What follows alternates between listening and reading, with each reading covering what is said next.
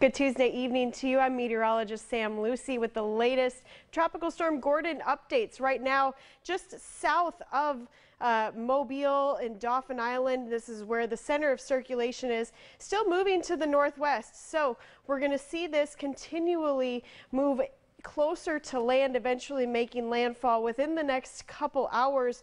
Possibly as a tropical storm, we could see just a little bit of intensification over the next couple hours. You can see the winds are still at 70 miles per hour sustained.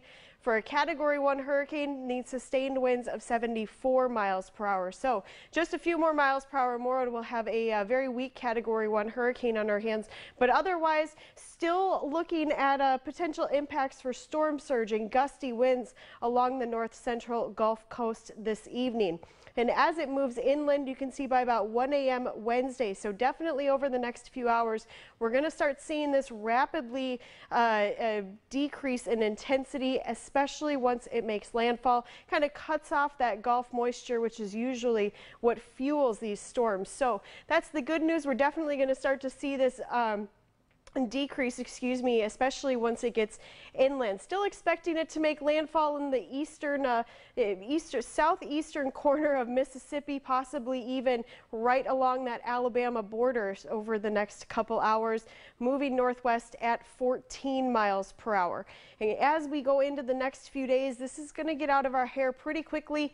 By Friday, it's going to start evolving, moving north, and then eventually northeastward once it kind of gets picked up in this upper level flow here. So other than that, we're not really going to be dealing with a whole lot more in the way of effects. However, we do have a tornado watch in effect for areas just off to our west, Escambia, Santa Rosa, and Okaloosa counties here in the Panhandle, as well as Mobile and Baldwin counties over in extreme southern Alabama.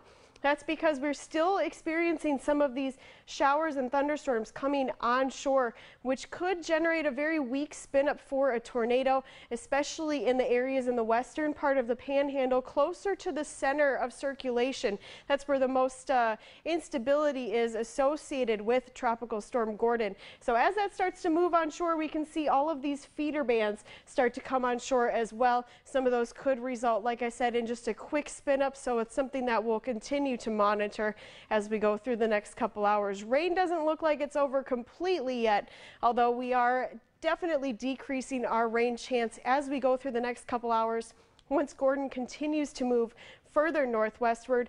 But you can see right around 1 o'clock in the morning, even through the overnight into the morning hours, we could still have a couple bands of showers moving onshore. We don't expect to see any really severe organized severe weather from these bands, but it definitely isn't out of the question. So we'll be monitoring those as they come onshore.